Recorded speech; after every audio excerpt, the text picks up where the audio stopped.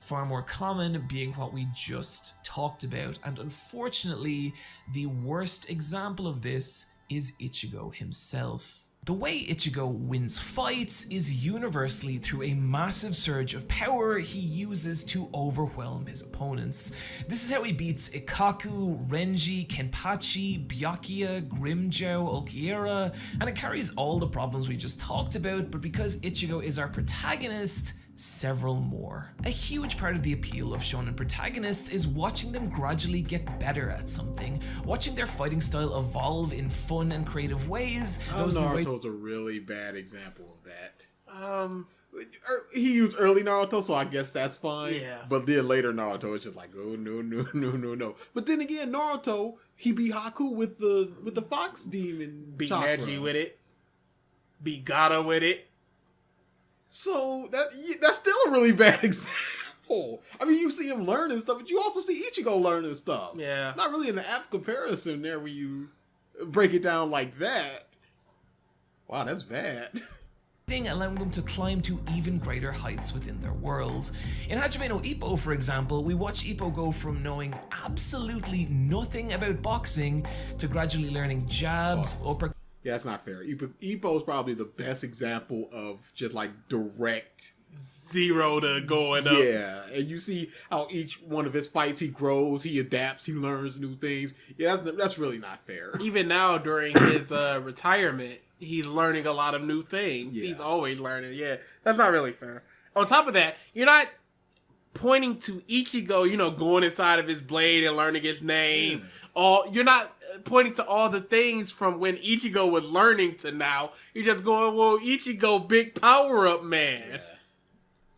Because if you just look at Ippo's fight, it's just like, well, when the did he learn that? Well, when the did he do that? And footwork, and then when he finally combines everything he's learned into the Dempsey roll finishing technique, it's one of the most exciting moments in shonen because we've been there with him since the very beginning. This devastating move. We've been with everybody since the very beginning. What are you talking about? It's just, again, It's just more that flowery language that he likes to use. And Ippo is such a ridiculous example for it because Ippo is one of, if not the best.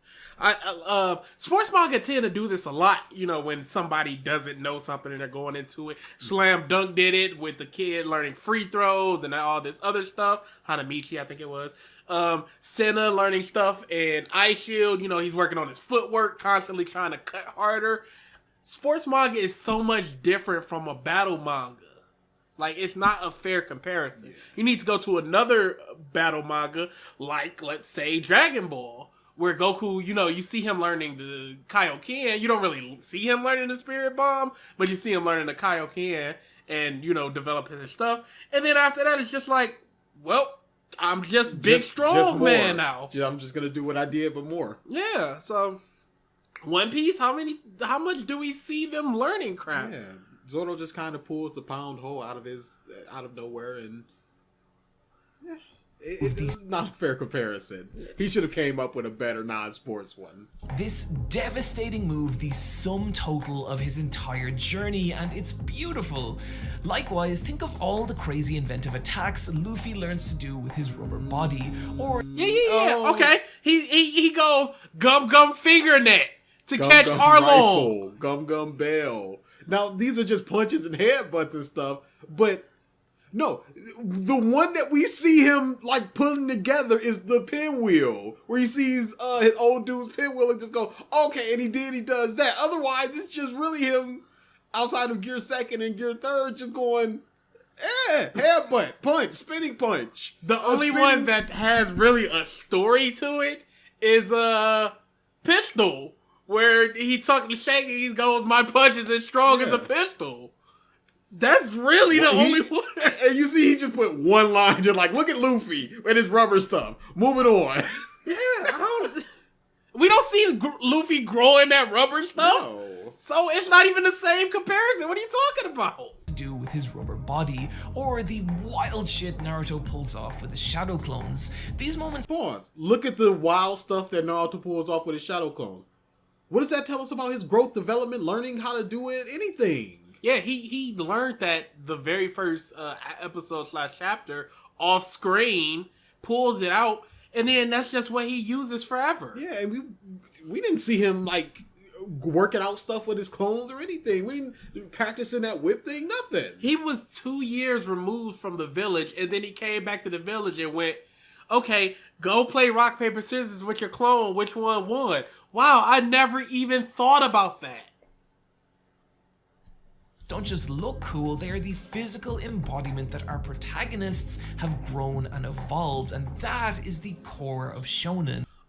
Okay, the character comes with a new power and it shows how they've grown.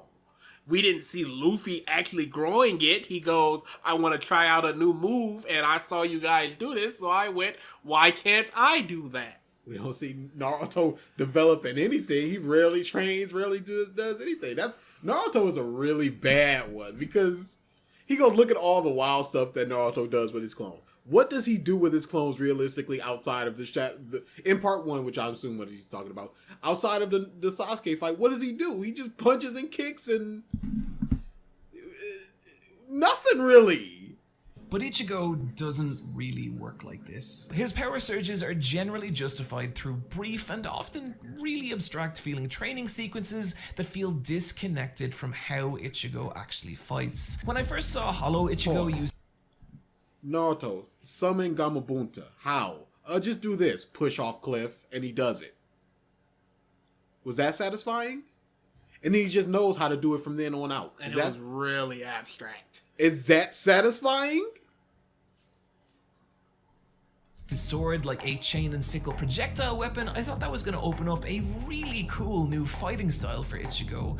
But that... Why? Okay, he doesn't fight like the guy you just saw fight. Yeah, no, and that's a terrible fighting style because he's mad open now. You throw your sword and you got no defenses. Why would he fight like that? That's a wild beast that he's fighting. So he's just like, I'll do anything, whatever. Who knows? Maybe the inner Ichigo right there knew that he couldn't be killed, so he has no reason to like defend with his sword. Never happens. Instead, the show just has these points where it tells us that Ichigo is now stronger or faster or some ambiguous combination. When he moves faster and they go, I couldn't see him. When he swings his sword and it's like, wow, I can't hold this back anymore. I mean, what in the Straw Hats makes us think they're actually stronger? Because they're beating stronger people. Yeah, I don't understand his point here. Of the two, he gets new swords and outfits, but after his Bankai reveal in Soul Society, there's never a feeling that the way he fights or the moves he uses is evolving in a meaningful way. Did Naruto's? Yeah. Not at all. Did Yusuke's? What did he do against Kimimaru? He summoned a bunch of clones and started to punch and kick him. What? What is he? Means that his fights just keep ending in these same big surges. And then pause. If he was just to pull out some sword beam, he'd be like, well, where did he get the sword beam? What does he want? Swords are very limited in that aspect. Fights just keep ending in these same big surges of power. Almost all of Dragon Ball? Really? Like, almost all of in Yu? I don't. He's really got a bias against Bleach. Wolf, you handsome devil, I hear the comment section cry. Goku and Frieza also ends in a giant power surge. And look, that's a fair point, but the difference is that Goku going Super Saiyan doesn't end the fight. It's just... Yes, it does. That fight's over. Yeah, no. He could have vaporized him right then and there, but he chose not to because he wanted to make him feel the pain and suffering of all the people that he killed or whatever.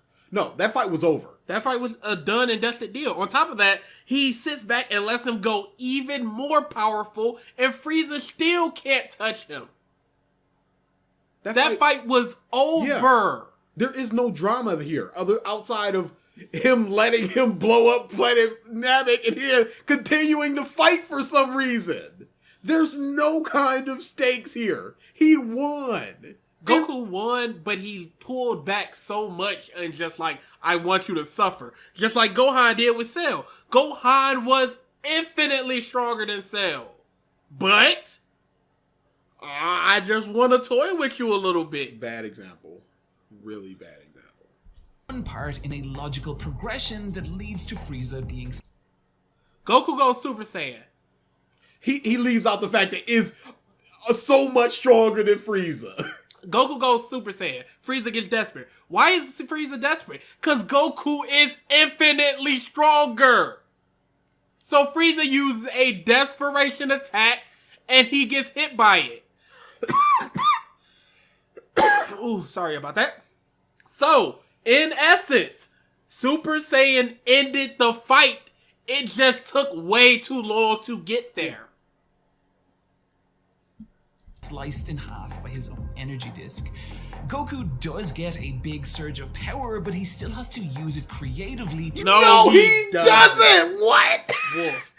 Seriously? Are you serious? Are you telling me that this man is not just a punch kick man? You could argue that when he was doing the Kamehameha underwater, knowing that Frieza couldn't sense him and then blowing it up, that's creative stuff. But this was just punches and kicks. Get this trash out of here. He's flying away, and then he makes him get cut by his own thing because he knows Frieza is desperate and arrogant.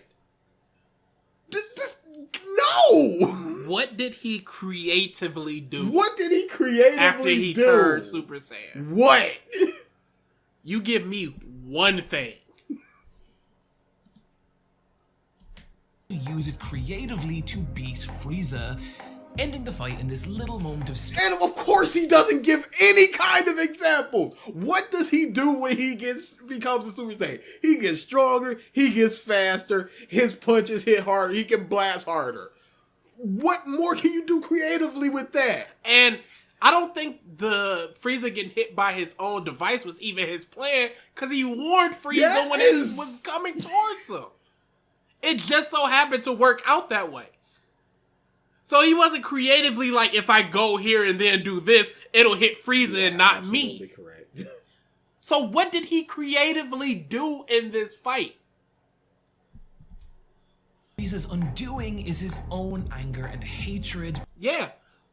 No, it wasn't even his own anger and hatred. It was his own disbelief that somebody could be stronger than him.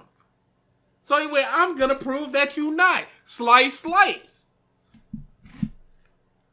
Being turned against him. And it's that level of storytelling that's missing from Ichigo's victories. Because it's always just a giant surge of power that allows him to just bypass whatever plot obstacle stands in his way. And it's this lack of storytelling that leads to one of the most... What was the big power surge in the Grimjaw fight? Because he just showed it. I can't think of anything. I can't think of like his hollow form just was like here and blah, blah, blah, blah. He used the thing he learned from the Vizards. As far as I remember. Yeah. Aizen would have been a much better comparison. Because, okay, he's got the last little bit of his mask. I remember because he said my mask is falling off and if it does, I'm dead. So I have to just end this now. So I guess his argument is just a last little surge of power, like I guess Luffy versus Lucci, where he's just like, this is all I got, this is the last bit. But no, a surge of power is... He said Luffy doesn't do that, and he showed Lucci. Well, we're not talking about that. We're talking about this now. Okay. We're talking about this argument right here and now. Okay. So I guess like a last desperation move that somehow works, either that or an ability like at the end of Ukiura where his double hollow form comes out, or the training Aizen thing, but I don't what? Hey. And it's this lack of storytelling that leads to one of the most anticlimactic moments in Bleach. But first, I want to mention that the sales data does not agree with me on a lot of this stuff. The Rancor arc was actually when Bleach's sales were at their highest, and anecdotally, a lot of people love it, and if you're one of them, I'm not trying to say it's bad, just to me that this is when you can start to see the weaker storytelling aspects of Bleach really come to the forefront. And hell, even I'll say it gets a lot better in its second half, the battle over Kakarun Town. And the reason for that is we start paying off a lot of those relationships we established in Soul Society, seeing So why weren't you mentioning this the first time? Because your whole thing was about relationships and blah, blah, blah, Yep. and you don't have the same, like, feeling towards them and blah, blah, blah. And now it's like, well, it's all paying off. Wow. What a piece of garbage. Person finally get his sight back and tell Komamoru, "You're even uglier than I imagined," is such a painful, sad moment for these characters. Pause. But it's emotional. Okay. What about Soifon fighting the poison dude? She fought him. What about Ikaro, whatever the blonde haired Ikaku. dude with Ikaku with the curved sword? What about his fight? What about that? Oh, you're talking about the other dude. Yeah. Yeah, what about the fights that don't have this emotional narrative or whatever? Those are just fights between people. You got these that do have the emotional narrative, absolutely. But then there's the ones that don't. And you're just not mentioning those. Yeah, why would you? But it's emotion like that makes the battle with Aizen meaningful, and Aizen comes across as a genuinely terrifying villain, a cold, calculating genius who's manipulated this entire... It was Joker level of like, from the very beginning, and it's just like, that's not fun for me. Yeah, it's not at all, because at any point he could just create an illusion for anybody who's ever seen the sword, and you go, oh, well, you were in an illusion the whole time. Whoops, rip. It's not like something where it was like in One Piece with Joker, where it's like Joker has his hand in a lot of the pies of the underworld. He wasn't manipulating Luffy or Law to end up in this one location. He lied about quitting the Warlords, and that was basically his whole plan. Just like, nope, lied about it. I'm still a warlord. Ha ha ha. Situation from the very beginning. There's some really fun revelations and a genuine feeling of hopelessness as Aizen approaches a godlike state, as each of the remaining heroes hurl themselves against him only to be effortlessly crushed. It was already hopeless And before that. Yeah, they couldn't do anything to him. The reason that Ichigo had a chance was everybody was like, or was it everybody that was just like, you've never seen his sword, so you're basically the only person. I think it was Unohana, actually. You're basically the only person that can defeat him. And it finally comes down to Ichigo versus Aizen. It feels desperate and tense, and exactly how a final showdown should. This is the anticlimactic moment I was talking about. At this point, we've watched Ichigo overcome his fear of death and protecting someone he loves over and over and over. We've watched him save people. We've watched him overturn corrupt systems, and with those motives... Overturn corrupt systems? What are you talking about? He didn't overturn nothing.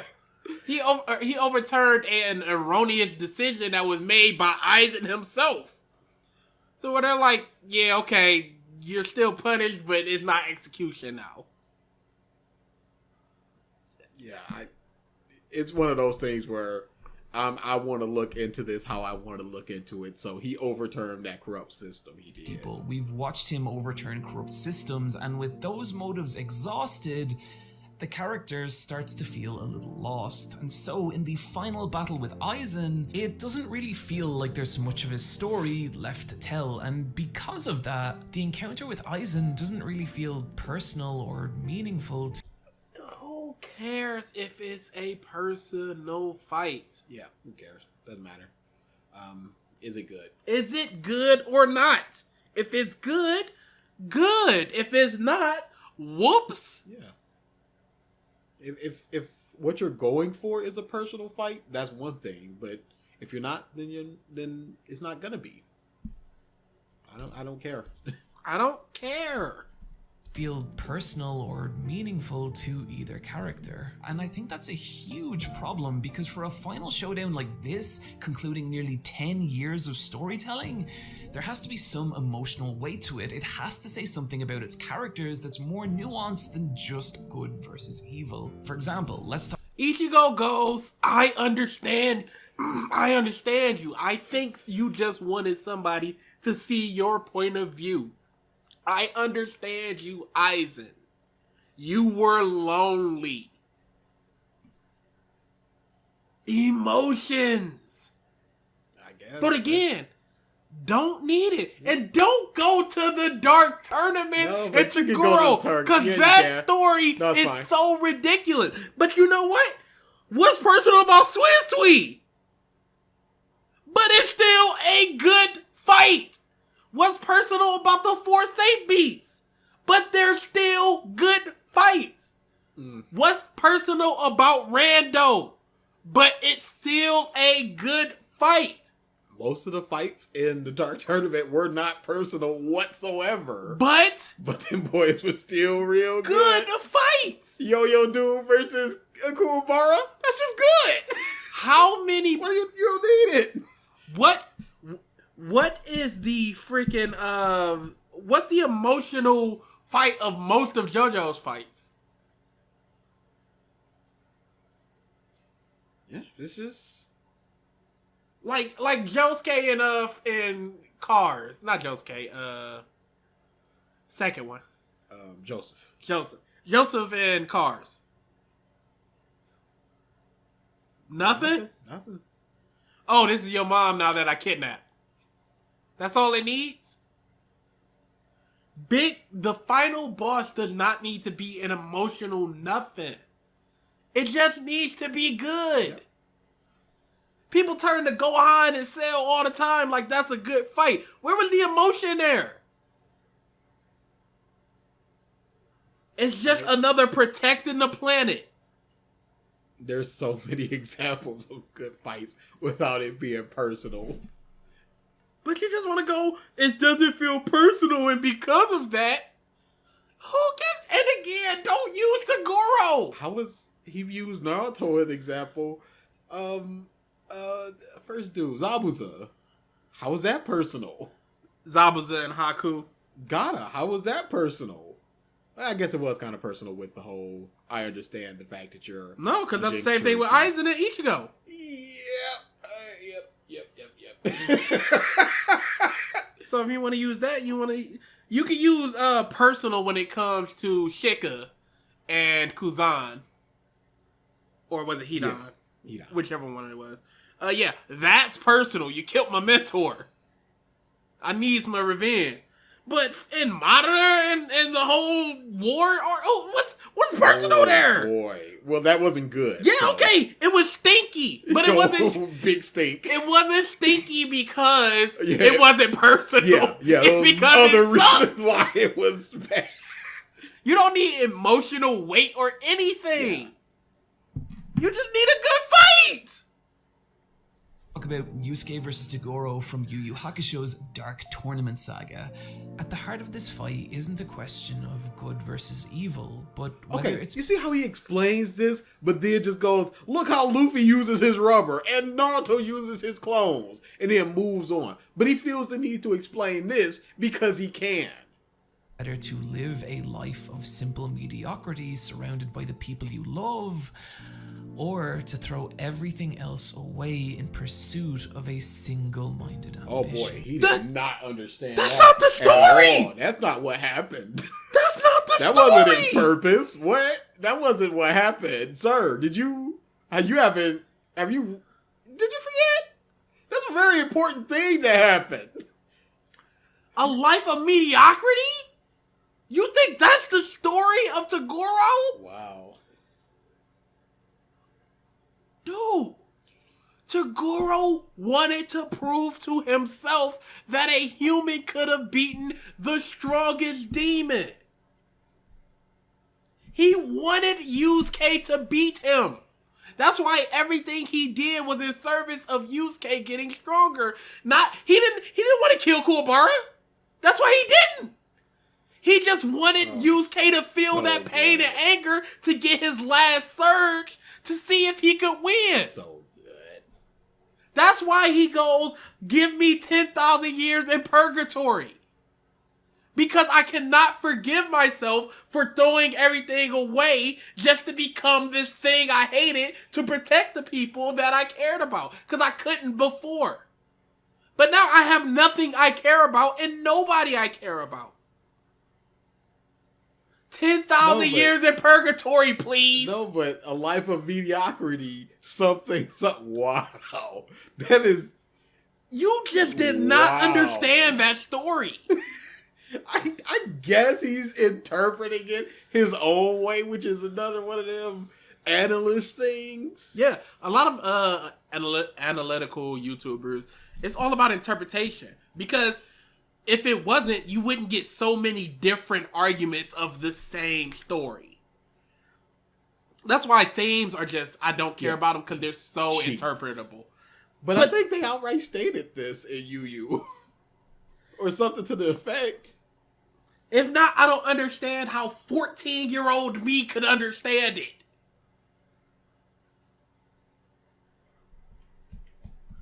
In pursuit of a single-minded ambition. And it's because of that question. Pause. What was that ambition, Eyepatchwolf? You didn't explain that, sir. Now, do you not know? Do you not remember? Or is it something contradictory to what you just said? This is more the story of Jiren than Toguro. Yeah. This isn't how it happened for Toguro. In that this fight still haunts me a decade and a half later after I first watched it. And especially considering the 80-hour weeks I've had to put into this video. Haha, just a little meta humor there for you folks. It's that storytelling I just don't get from Ichigo and Aizen. Especially when these... What are you gonna get it from anywhere else? Anything in One Piece is not matching that. Yeah, no. Until you get to Akka, maybe. Yeah, that's not a fair comparison again, because that's like upper echelon of storytelling. Unless you watched all the Dark Tournament, you're not gonna understand why that fight was so important. You don't need to watch all of Bleach to understand why Aizen and such is important. You don't need to watch all of Enies Lobby to understand why Lucci and Luffy is important. But you needed to watch all the Dark Tournament to understand why that fight was important. Conflict is so brief and insubstantial. Ichigo's dad appearing in the final hour, offering to teach him a brand new technique, and after a brief training... So now you mad that we get to see the growth of Ichigo and learn the technique, as opposed to just a last second surge of power. And it was bad that we didn't see it, and now it's bad that we do see it because it's just so last minute. Ichigo is powered up so much that Aizen, that this reality warping god, can't even touch him. He can't warp reality if you don't see his sword. Yeah. And Ichigo never saw it. And to do this, Ichigo had to give up all his power. Ichigo blows Aizen away in a giant surge of power, and that's it. And in No! Because he does that, Aizen's still alive, and then here comes Urahara. Like, oh, the device and blah, blah, blah, blah, blah. But it's a lot easier to just say this, to just reduce it to its most base, most bad sounding form. It's really bad. All the storytelling potential we've been building since the beginning of Soul Society, it all just disappears, and it is... See, something like this, I would like for him to explain what he would prefer to happen. Yeah. Instead of just going, this is bad. Because we do that a lot, where we just go, it's something going on. It's that Rona. We do a lot where we go, it would have been better if, and then we explain exactly what would. I was listening back to the DBZ Power Levels wing, and we went on like 8 different things of how that Krillin moment could have been better. Instead of just like, oh, this was bad, moving on. Yeah, I remember that.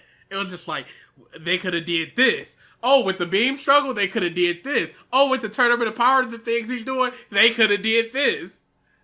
Because the whole reason was that piece of pinwheel was going, isn't it more interesting man. You were. It was flames in that room that day. Fire, flames, fire. And this is just like, oh, it's bad, it all disappears. Just tell me what you wanted then. Yeah. I would have liked to hear it. I would like to hear, you know what, maybe he does. I don't know. I doubt it. So profoundly disappointing. I can remember reading this when it first came out, and that being the moment I first lost faith in Bleach, and on my reread, that has not changed.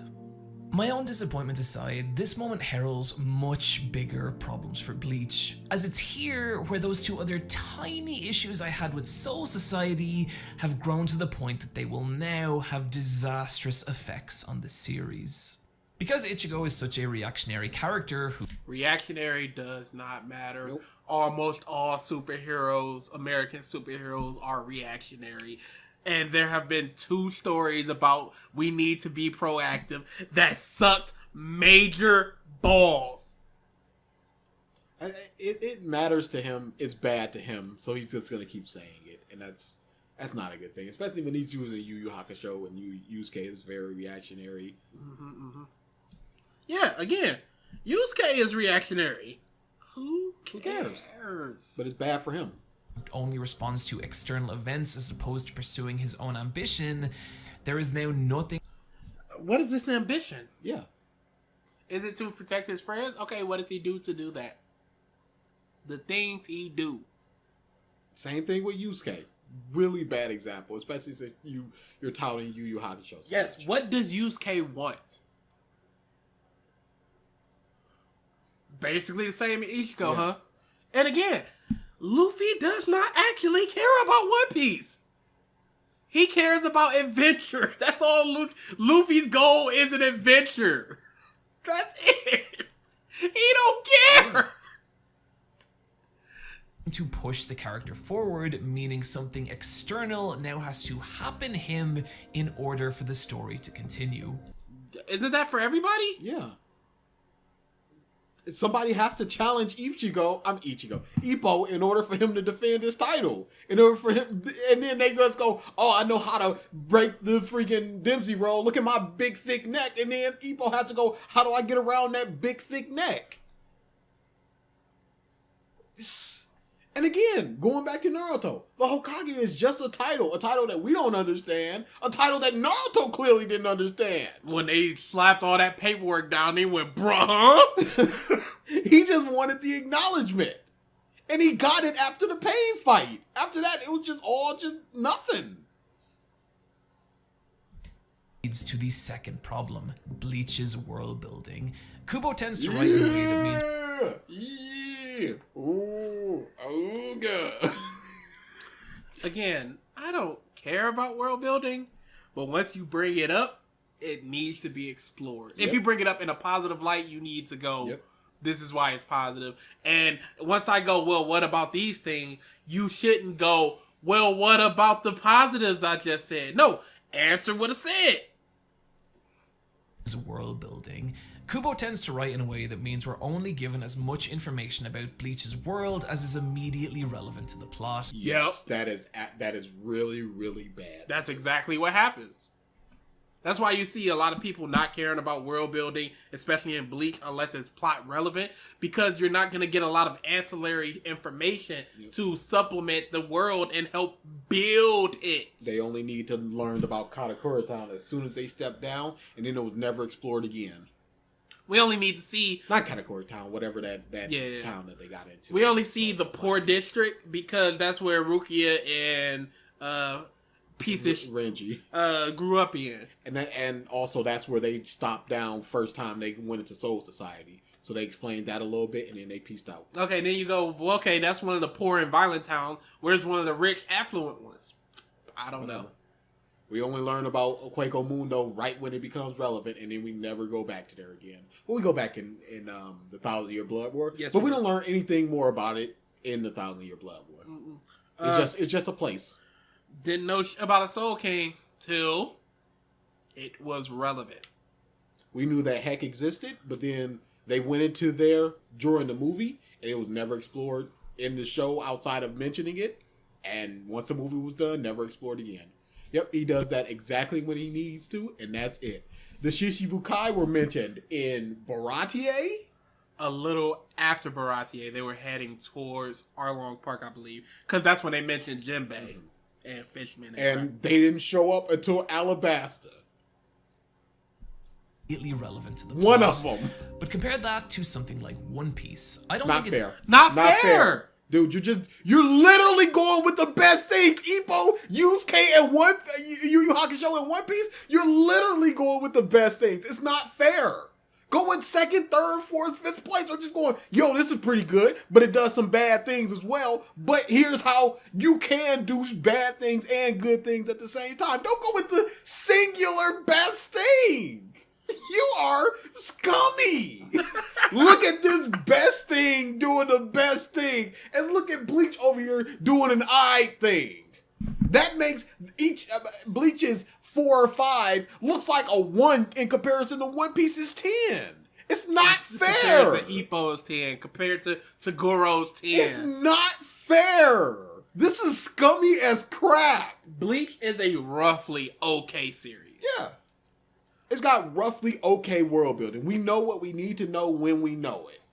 It's got roughly okay characters. It got roughly okay fights. You don't need to know or think about these things until you think about them. Once you think about it, you go, okay, it doesn't make too much sense, but it doesn't affect the plot too much. Just like the last part when I was cutting up the clips, we both got so mad that there were fish in Soul Society.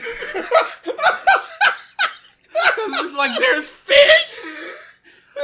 But, you know, when that first happened, I never once thought about, why are there fish there? What's up with the fish? It was just like fishing. Hang on now.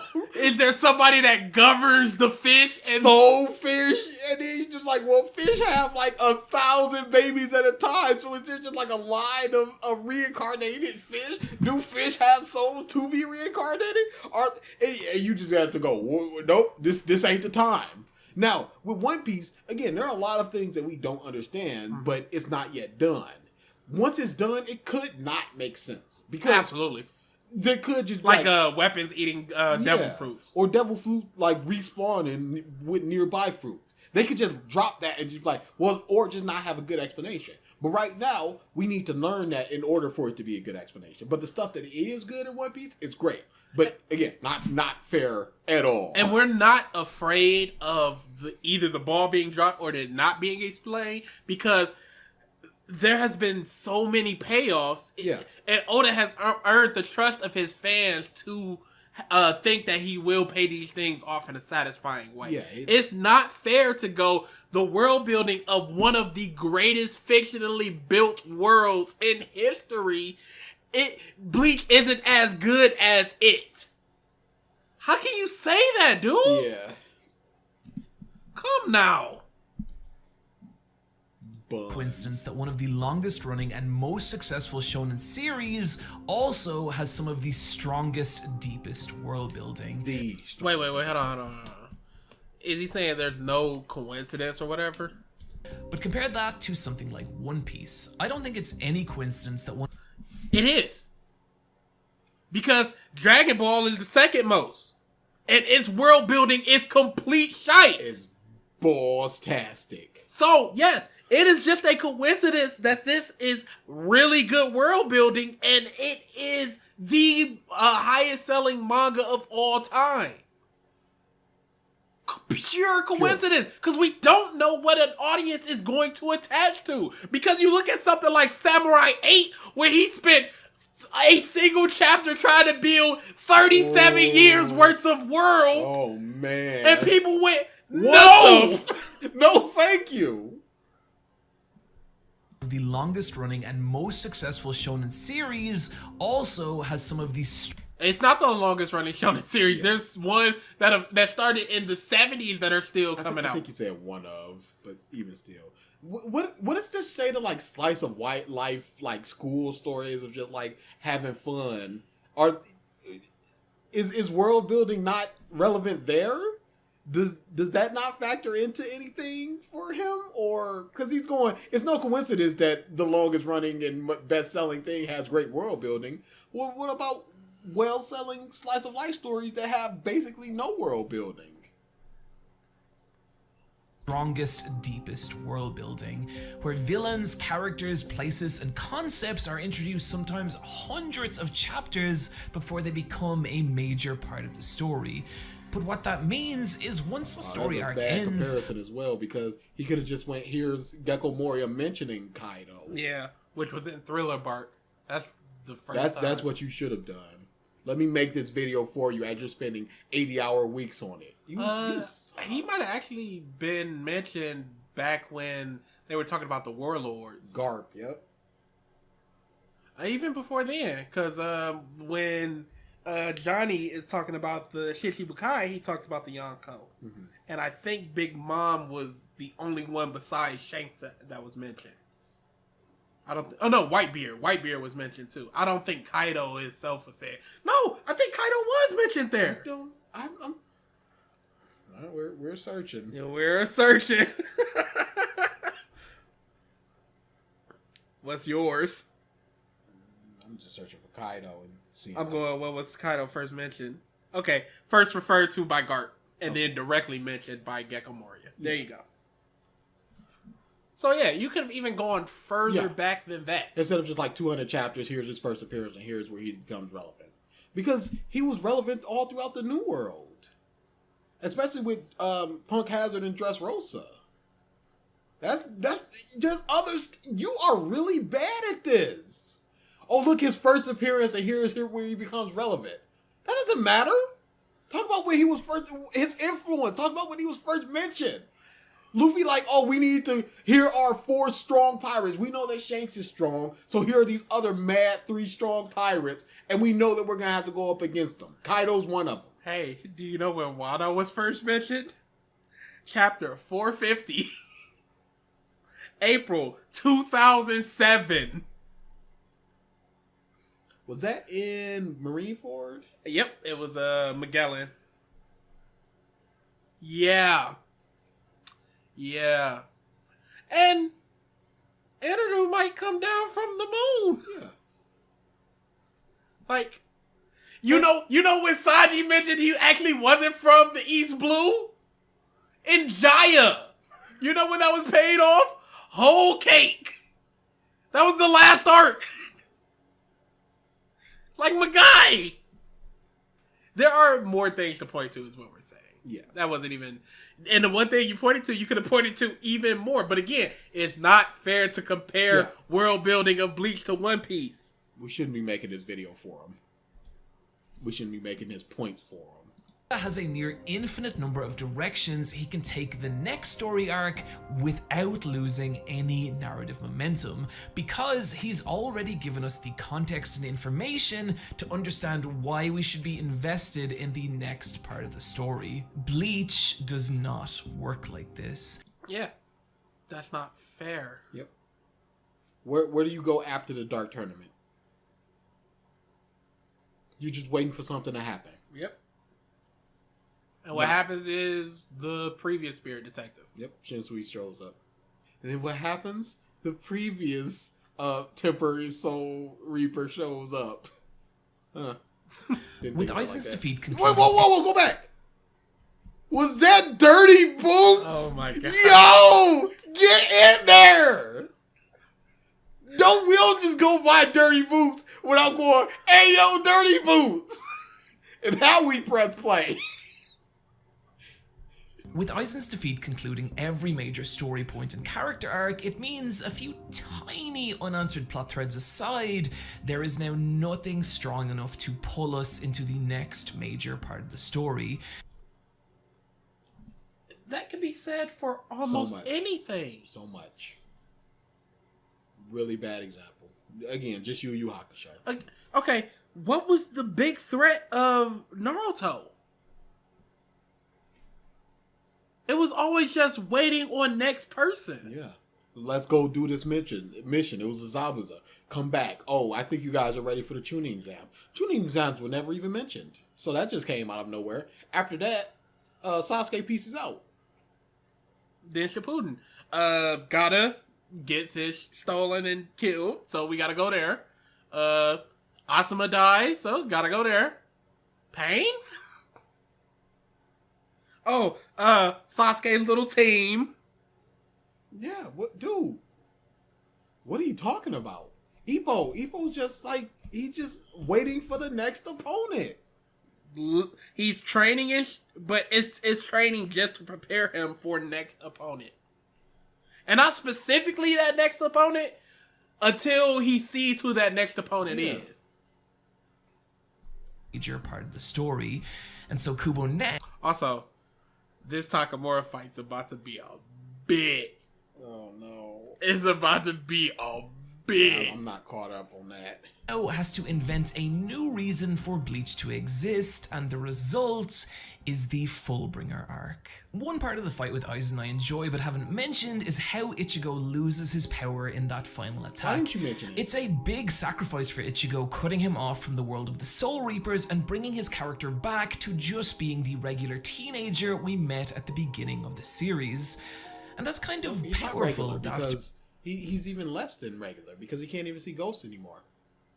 On top of that, I hope you're going to talk about the crisis Ichigo faces after losing his power and how depressed he is. Or is it just going to be like, oh, but everything we've been through, especially with him now having to say goodbye to Rukia.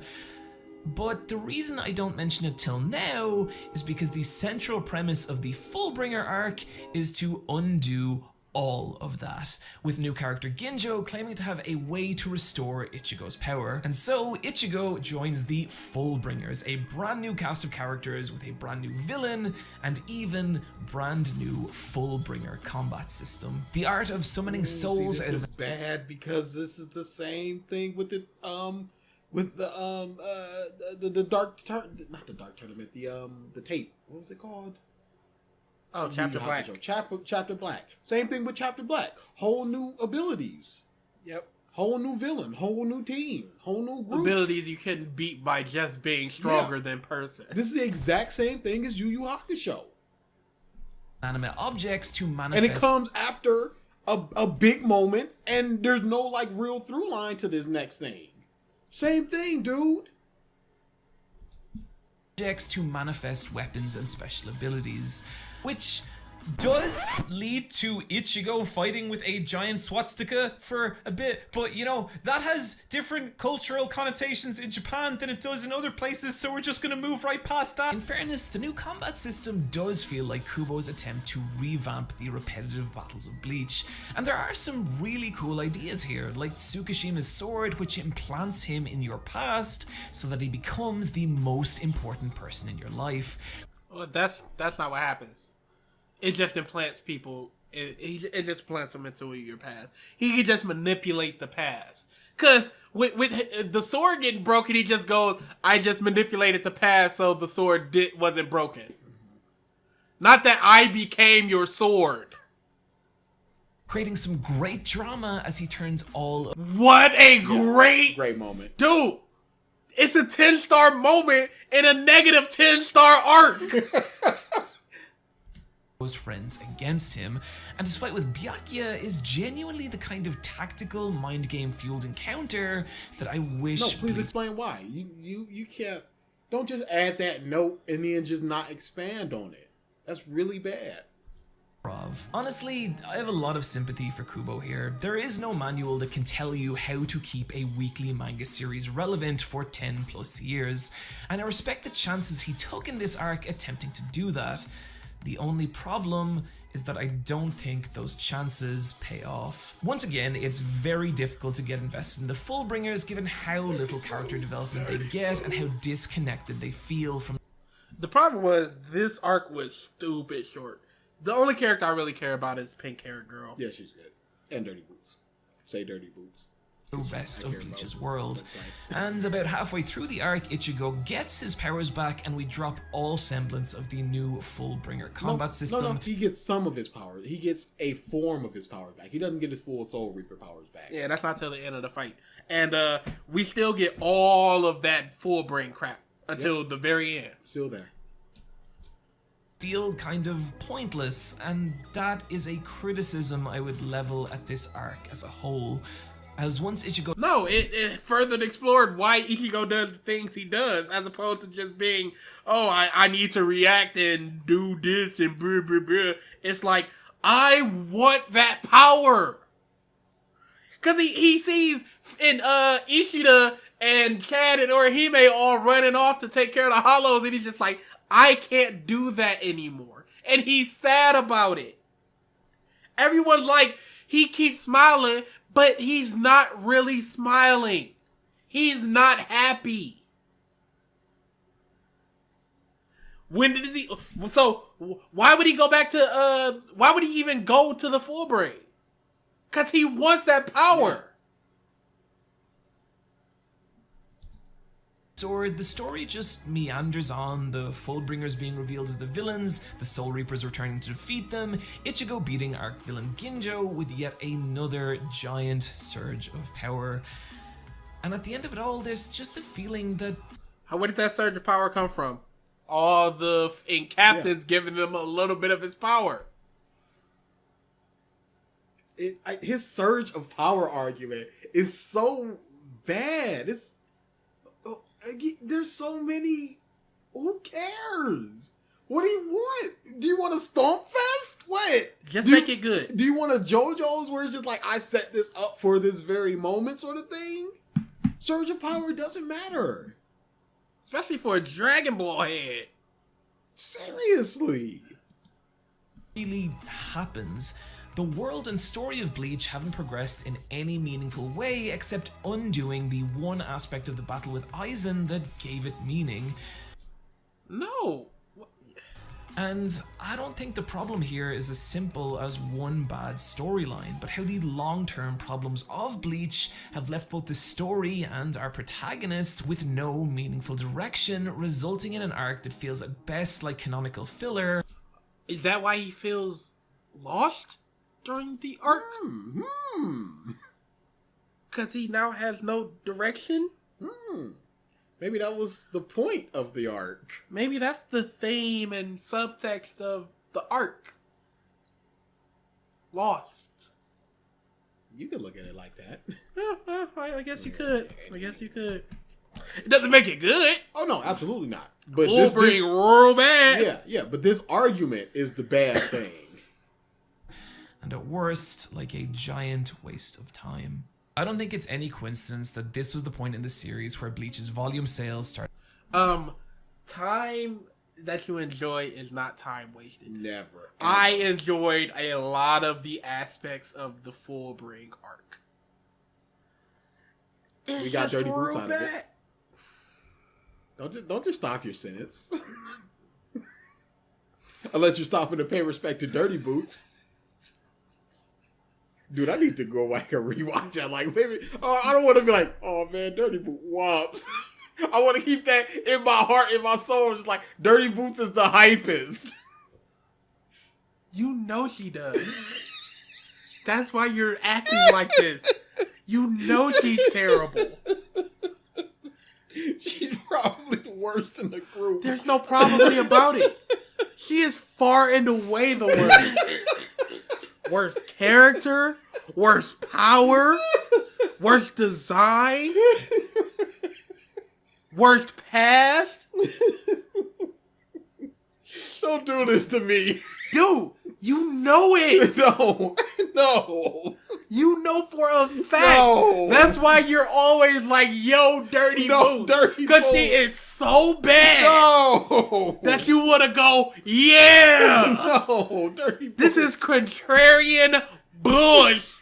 Because Dirty Boots real bad. I'm feeling attacked right now. I don't appreciate this. Where's the safe space? But it's also after the Fullbringer arc that the Bleach anime ceased production and it was pulled off the air. And this is really strange for multiple reasons. Namely because Bleach still had an entire story arc left to go, but more bizarrely, the Bleach anime DVD sold crazy well, like better than Naruto, better than One Piece well. And that's likely due to how... Yeah, you might might want to cut this part out, but the dude that we were debating, he mentioned that Eyepatchwolf didn't bring up the DVD sales. Maybe he mentioned that he didn't bring up the DVD sales in the first one. Because that's the only thing we had revisited at that point. But he had already seen that by now. Did he see the 4 years later one, though? I should hope so. I don't know.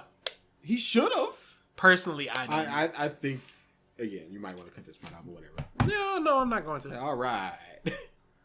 And that's likely due to how strong the anime's production was. So why was it cancelled? Was it cancelled? This has been a subject of speculation for quite a while now, and so let's talk about it in a little intermission I like to call, was the Bleach anime actually cancelled? I'd say the thing to know about the DVD sales is they only amount to a fraction of Bleach's overall audience, with 500,000 lifetime sales. Now if you factor that into Bleach's total... That's incorrect.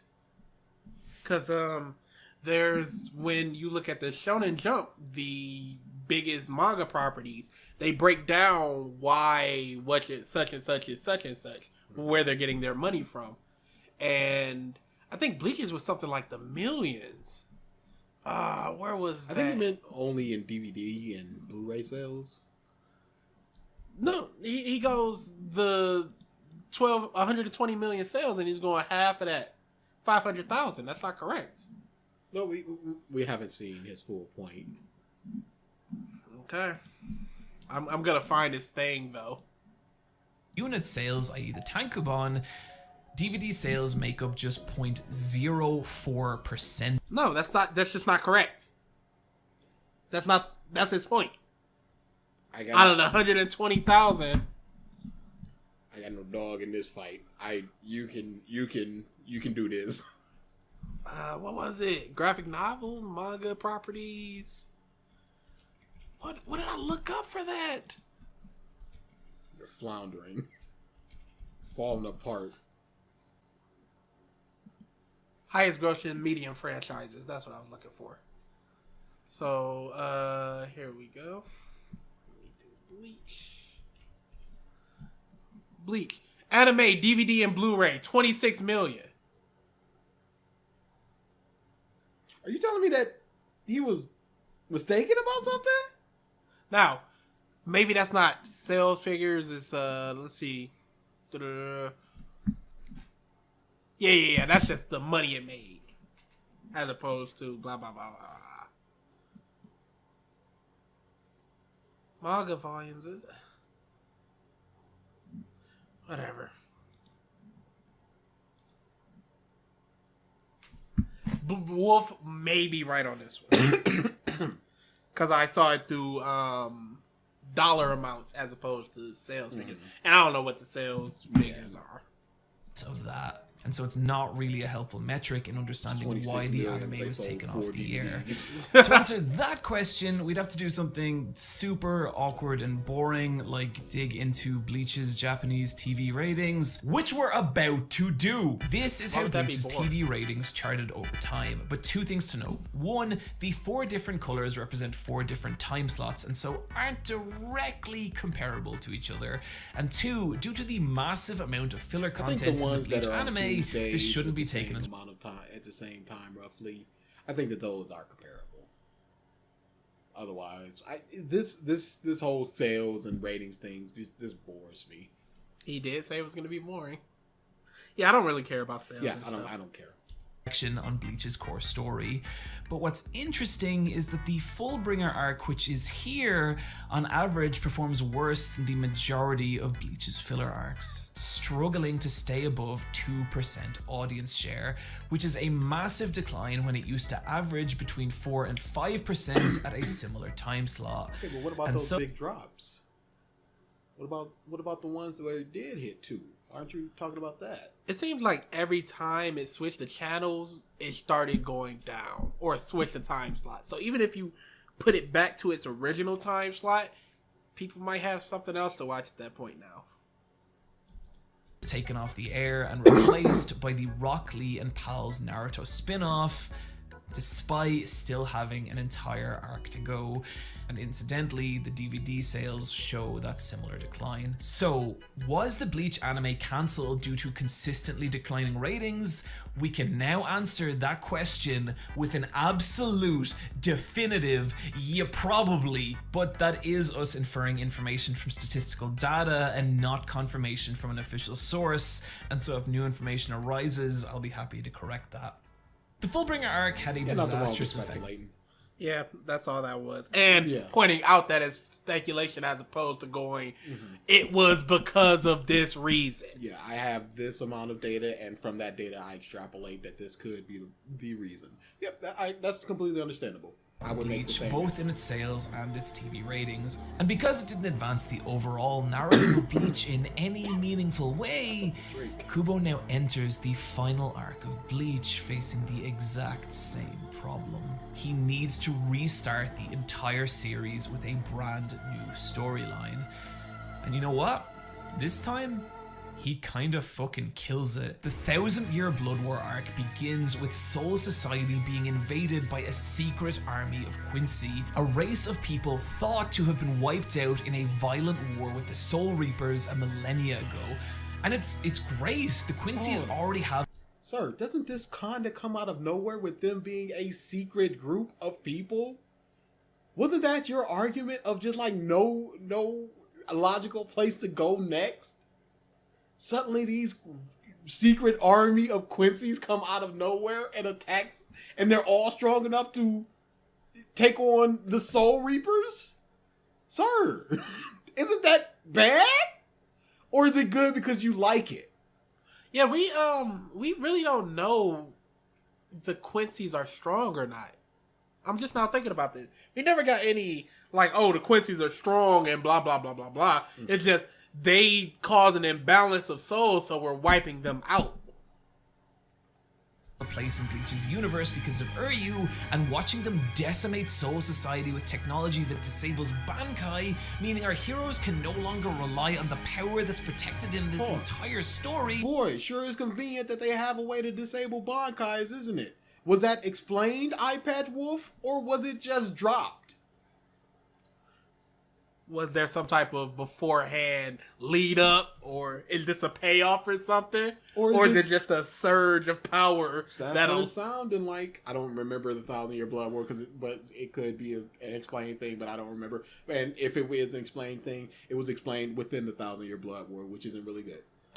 It is devastating and shocking, especially when the Quincy's leader Yhwach, their psychotic and there is no definitive way to say that man's name. I've heard it Yhwach. That's the way it's spelled. I will not give him flack for this because there is no definitive way to say this man's name. They have not. I think in one of those dumb little gotcha games, they go, "You don't come here," and it's just like, well, you heard what you heard. Like the blue gold argument. Yeah. No, I've watched a bunch of videos about Bleach, and there is no definitive way to pronounce his name. Yeah, I thought that the kanji or the romanji was Yuhaba. Yeah, I say Yhwach because that sounds silly, and that's the way that I've heard it most commonly. But I've heard it at least 4 other ways, legitimately. But the manga itself. Yeah, what did he say? Yao? What? Yao. Yeah, that's what it looks like. No, but the manga itself. No, but that's what it sounds like when you're saying it in with the Japanese connotation. Okay, but the B. Huh? What? The B. What about it? Papa. Dude, again, I'm not gonna. You're not gonna fault Wolf on this one. No. This is whatever. Especially if he was just reading it and just going, I have no frame of reference. Because if you look at that, you're not gonna say the B. You're definitely not gonna say Yuhaba. That's some ancient Egyptian, Roman, some sort of ancient language that I think is Hebrew. I'm pretty sure it's Hebrew. But yeah, you have to know that in order to pronounce it. I'm not faulting the man for this because he's a bum for doing that. Kubo, I mean, is terrifying king kills Captain Yamato, the leader of the Soul Society and the strongest, oldest Soul Reaper. And it's such a fantastic... What? Peanuts on my box. Oh, he found it. Fantastic way of turning Bleach's world on its head, so much so that Bleach actually saw a huge surge in sales at this point, but unfortunately it wouldn't last. The 1,000-Year Blood War is interesting, easily better than the Fullbringer arc, with some really fun villains, some cool long-term payoffs like Nemu finally getting her moment to shine, some great fights like Kenpachi versus Grebi. In fact, there's just a lot of Kenpachi, which I appreciate, but as great... Boy, Kenpachi loses his interest the more that we see him. Yeah. I just liked him when he was a big fight man, Yeah, and he's just so strong that... And then it's just like you are limiting yourself to the exact level of your opponents. Like, that's not interesting because you can beat them. And we don't know the level of your strength. So you could feasibly beat Aizen. We don't know because it's just like a limitless thing. And also the whole, I have imagination. Well, I can just go through imagination. Great. Fantastic. Start of this arc is eventually the long-term problems begin to set in. One of the main ones being Ichigo himself. The conflict with Yhwach and Soul Society is great, it's super compelling, but it creates this problem where Ichigo, our protagonist, begins to feel like a side character. Good, who cares? Yeah. This isn't his war. Isn't that what people praise Hunter x Hunter for at all times? Yes! Isn't that what you yourself praise Hunter x Hunter for? Yo, get out there. But he ain't got a dog in his fight. What? Outside of the whole fact of you all being like, it was you the whole time, I won it. In that conflict. Initially, he doesn't have any more motive to stop Yhwach than any other member of Soul Society. Good! Meaning, Ichigo and Yhwach's inevitable showdown could lack that personal edge. That Yeah, boy. Ain't personal. But it ain't personal. That's all. No, it's bad because it's not personal. Is it personal? Let me ask you a question. Is it personal? I don't believe so. Okay, so it's not good. So compelling and was arguably missing from his showdowns with Aizen and Ginjo. And I think Kubo knows this, and his solution is a lot of backwards writing. What I mean by this is the 1,000-Year Blood War contains a lot of retroactive exposition. Characters explaining how the whole story has actually been super connected the entire time. Like the revelation that Ichigo's mother was actually a Quincy, but the reason she couldn't defend herself against Grand Fisher is because the moment she was attacked was coincidentally also the moment that Yhwach awoke from a 900-year slumber and momentarily drained all Quincy of their power, meaning in a kind of Ashton Kutcher butterfly effect kind of way, Yhwach is responsible for the death of Ichigo's mother, and they lean on that plot point a lot. There's also another subplot where Yhwach is actually the man who lives in Ichigo's sword for the entire series and has been secretly controlling his actions the whole time. Granted, that was kind of Aizen's deal too, but his actions during Soul Society did establish him as a master manipulator, whereas with Yhwach, it feels way less justified. My problem with this stuff isn't that I think Kubo's making it up as he goes along. I don't know if he is, and I don't care if he is. A lot of really great manga authors have been open about the fact that they improvise large parts of their story, and so I really don't think it's a problem if you can do it right. No, sirree, Bob. I would love to just hop over to the universe where Android 19 and 20 were the villains, just to see where that went. I would love to see that universe. Cause what? Where the? I can only imagine him just going, aha, now I can put another, it'd be like Android 13 crap where like, I'm going to put in another core inside of me and grow big. Cause he has to transform. He has to. He has to transform. He has to. I don't think Kubo does, as the issue with this kind of retroactive exposition is it's a very cheap way to try and solve long-term story problems. And I say cheap because it's really easy to write like this. It's really easy to retroactive... Yeah. Oh, absolutely. It's easy to Go. Oh yeah, it's easy to do that. It's easy. It's also why I don't care about supplementary info for the world building, because it's very easy to go, I'm gonna build my world 4 years later in this sub thing. Yeah. It's really easy to go back in your manga and pick out little things like, okay, I said this here, so let me put it in over here. Kind of like Wano. It's like Wano is a place, I mentioned it, and now we're gonna go over here. It wasn't like, was it said that it was the land of the samurai once it was first mentioned? Because I know the first time that it was mentioned, like, the land of the samurai was with Lil Orange Jr. Mm-hmm. But yeah, it's sort of easy. I wouldn't say cheap to go retroactively, because you have to not only make sure that it's good, but make sure that it fits within the world. I think I mentioned this before with like a Jenga piece, a Jenga tower, where you have to build and also take from the bottom. If you're not focusing on what's underneath you, you can't build up what's on top. So you have to do both. So I kind of agree, I kind of disagree with this. But taking your Jenga analogy, retroactively doing it would be like, it's flimsy at the bottom, and the top is your new arc, and you just take it from the top and put it at the bottom to make it more steady. That's why I think it's way easy to do that, and I'm not a big fan of that type of thing. Yeah, just sort of taking it from the top and then taking another one from the bottom. Yeah. And just keep on going back and forth. Yeah, no, I kind of see that. But again, sort of something like the Shanks thing, looking at the Sea King.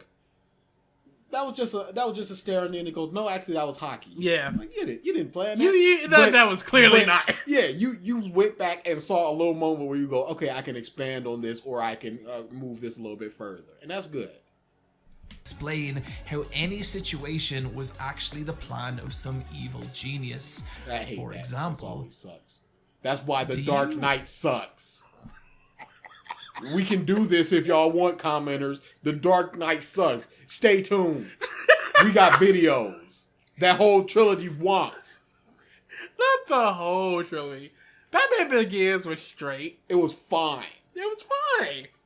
Would you ever watch it again willingly? Just like, hey, let me watch Batman Begins. No. No. Would you watch The Dark Knight Rises? No. What? Willingly?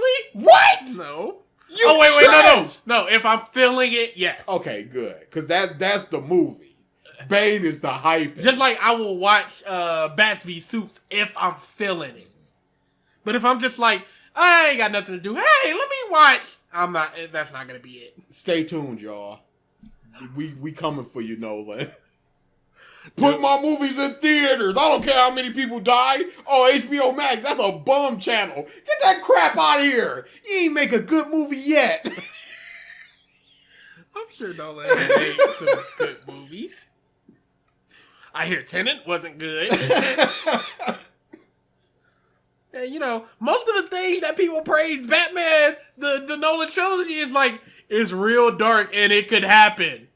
Oh. Honestly think I actually made those completely obvious mistakes in my original video. Oh, you poor fools. I planted those inaccuracies there, knowing the video would be controversial, knowing that controversy would spread it across the internet like a virus, and knowing that 4 years later, I could just release another massively controversial Bleach video, and the fact that you've watched this far into the video means my plans worked. Your watch time will fuel YouTube's algorithm, spreading this video across the world and destroying Bleach's reputation once again. And I won't stop. I hope you're looking forward to the Fall of Bleach 8 years later, because I'm just going to keep making videos like this until Bleach's reputation is nothing but ash and rust. See? This is why I don't think Ichigo is a well-suited protagonist. Actually, I like that. That was good. I like that. Oh, you didn't understand what he was going for? No. I was not listening. Oh, yeah. I was just like, nope, unfunny joke, unplugging. No, that was actually kind of good. A long-term series, as the story has to constantly bend itself around him to keep him relevant, and that leads to the kind of contrived writing we just talked about. And because of that, it strains the fictional credibility of the story, making the main... Fictional credibility? Mm-hmm. I don't know what that means. Well, too bad.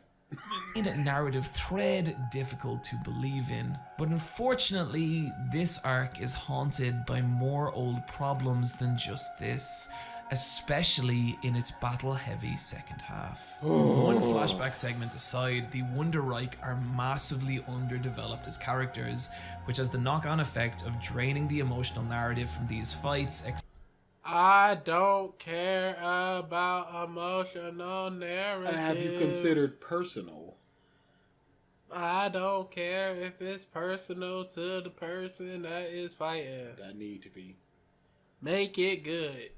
Kumadori versus Chopper. Fantastic fight. Fantastic fight. Outside of you have a key that might lead to ramen, nothing there. You might have a key that leads to Robin. Like Chopper Usopp versus Miss Merry Christmas and Mr. Four. Nothing there. Yeah, they could have ran away, and what really changes? Nothing. Exposing the weaker technical narratives of them, the vast majority of which end in star fingers. Again, these... I have a Bankai. I'm using my Bankai. Some people pull out double Bankais. I'm gonna halfway agree with him here. Some people pull out double Bankais or perfect counter Bankais. Hat and Claw's perfect counter Bankai.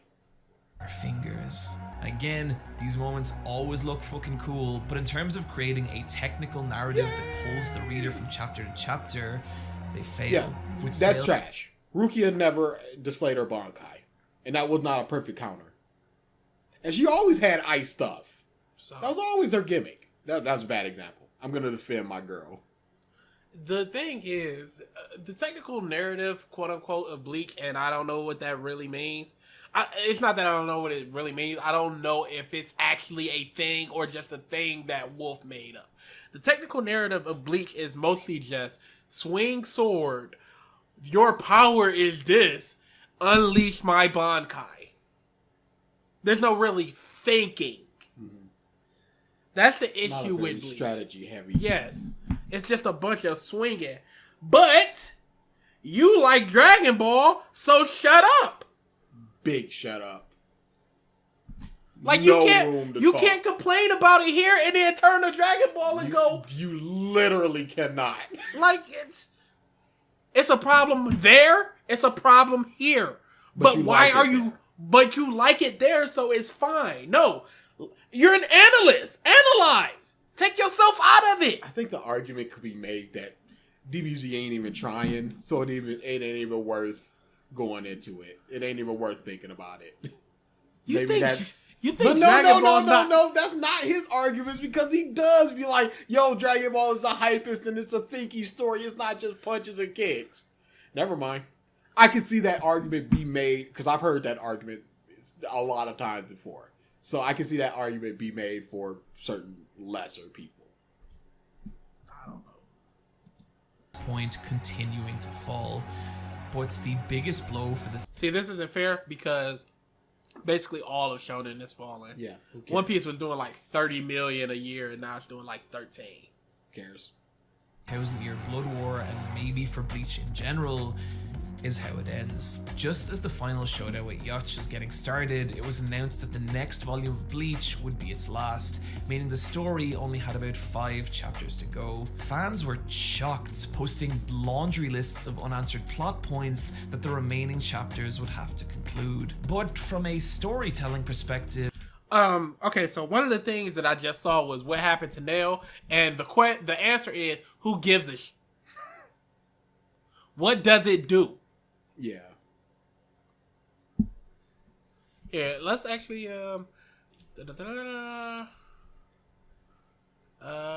main plots unexplained. Yhwach being the son of the Soul King. Was he? Probably. Okay. Aizen's motivation to hate the Soul King. I think he hates what the Soul King represents as opposed to the Soul King itself, because the Soul King holds together all the energy and all that crap. Motivation, Yhwach's motivation to hate the Soul King. Same thing. This might be just because he's his son, neglectful. your duties over me. Who cares? The Soul King organs. Why did they revolt against them? Yeah, that's terrible. No answer there. Is the Soul King awake or asleep? It's more like a coma because the same thing happens with Yhwach. What is the Soul King in the first place? It's the person that governs all the energy in the world. It's like the anchor for all the soul energy and blah blah blah blah blah. Who is the new Soul King holding the universe together? It's Yhwach. Oh no, yeah, I said Aizen because I saw Aizen. Yep. Yeah, Yhwach. Zenka no Taichi, never used or mentioned again after being stolen. I don't know which one that is. Or is that Ichigo's power, his Fullbringer power, probably. Let's see. It is Yamamoto's. So it got stolen and nobody ever used it or anything. Mm-hmm. Okay. Well, I don't know what you want them to do, I guess, to use them. Why wasn't the antithesis taken? I don't know what that is. Somebody does. How Uryu survived, blah, blah, blah, the last time it was used. Don't know what that is. Yhwach not being able to leave the Shadow Realm for too long. It's a prophecy. On the 9th month of the 900th year and blah, blah, blah, the person awakened. Yeah, it's a prophecy. The Silver Arrow, why didn't Yhwach see it and change it? Stern, good question. Dude, that's a terrible thing. Backstory and what they've been doing for 1,000 years, probably waiting for Yhwach, probably building themselves, maybe developing the technology to steal Bankais. Why Yamamoto spared Yhwach 1,000 years ago? I don't think Yamamoto is a very execution-heavy person, and I don't know if he did or the Central 46 did. I don't know. Urahara's end-game agenda and last words. I don't remember what his last words were. His end-game was probably to stop his experiments. What happened to Nell? It doesn't matter. What happened to Grandjaw? It doesn't matter. Holly Bell's fate really doesn't matter. I like Holly Bell, though. She was probably released. Off you go. Yeah, all the Quincy's are gone, so why wouldn't she be released? Yeah. Include Rengiku's soul and alleged importance in the final arc. Don't remember what that was. I know who it is. Big Tit Girl. Ganju's past. What about it? From a storyteller perspective, Yhwach is now a godlike being, the power to see and control the future. It left no room for a believable or satisfying conclusion. Sounds very much like Aizen. Hey, yeah. You see a sword, you're done. And so many people have already seen a sword. What happens is Uryu uses a brand new weapon to disable Yhwach's. No, that's not fair. His father just threw that down. He didn't know about what was going on with that. That was buns. Godlike abilities, and Ichigo slashes him with a giant, completely unexplained surge of power. Every time I he just slashes him. Read through this, I always feel like, and then his sword, I've missed a chapter or read something wrong, and then I reread it to discover. No, he rushed it because him was real sick. Him was doing pretty bad at that point. He was sick and he had like tore his rotator cuff or something, and his arm was jacked. So he's just we gotta, as satisfying as it possibly can be. And he said himself he got the ending he wanted, but probably this minutia right here of the end fight, he was just like, I haven't. If the fight with Aizen was disappointing, this is just devastating, because there is a good story here. Yhwach fighting for his desire to bring an end to death and suffering, Ichigo fighting for the idea that it is death and suffering that give life and hope meaning. And I think that's a beautiful message, but the problem isn't with that message, it's with the storytelling that surrounds it. We get 2 epilogue chapters, and that's it. That's the end of Bleach. Which brings us back to the very start of this video. When I made that original Fall of Bleach video, I wasn't driven. Hey, do we ever see Chad's time skip face? I think we do. I'm pretty sure we do. Maybe I think he got a he was bit in of a the boxing goatee. A goatee. I'm pretty sure we do. Because Hey, there he is right there. I'm saying, but that's from the side. What is it? Death and Strawberry. Brings us back to the very start of this video.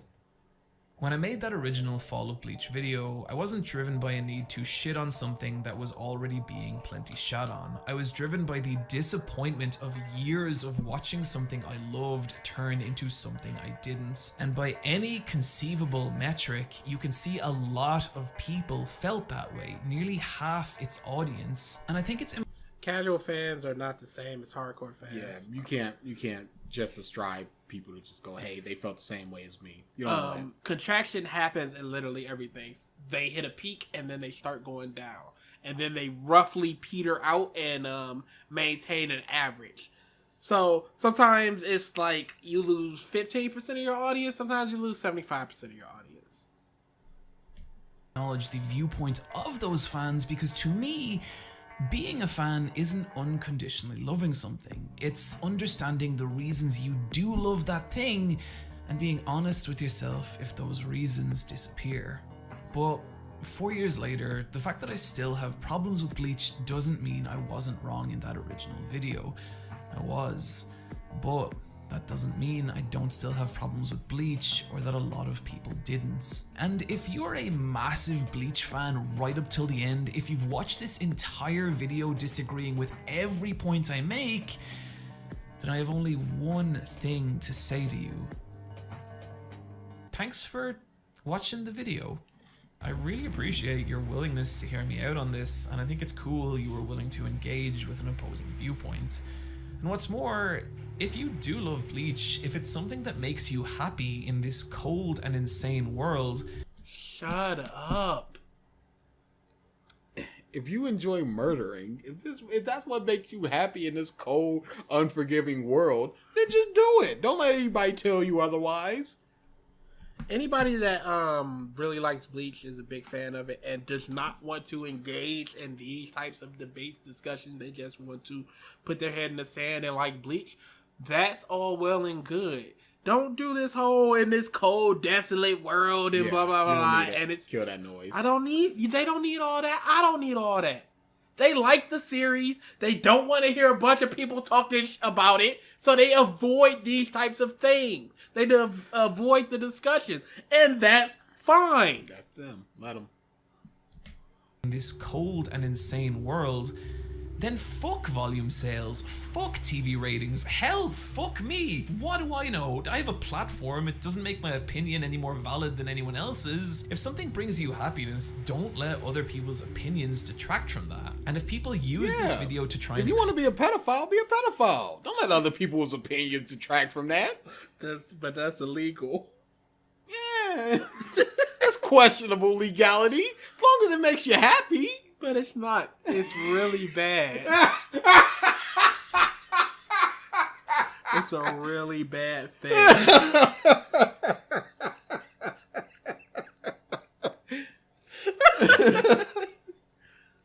Explain why you are wrong for enjoying Bleach, I think that's kind of pathetic and not why I do this. After 8 years of hiatus, the Bleach anime is coming back for its final arc, and I think that's awesome.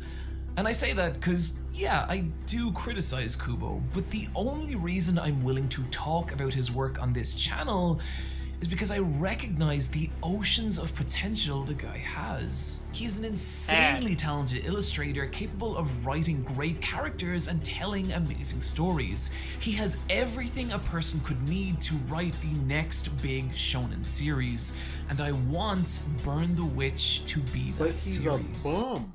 He said himself he doesn't really care about stories or anything. He's just drawing cool stuff. You said he said these things. So, dude, if that's his mindset, he's gonna trip into something good.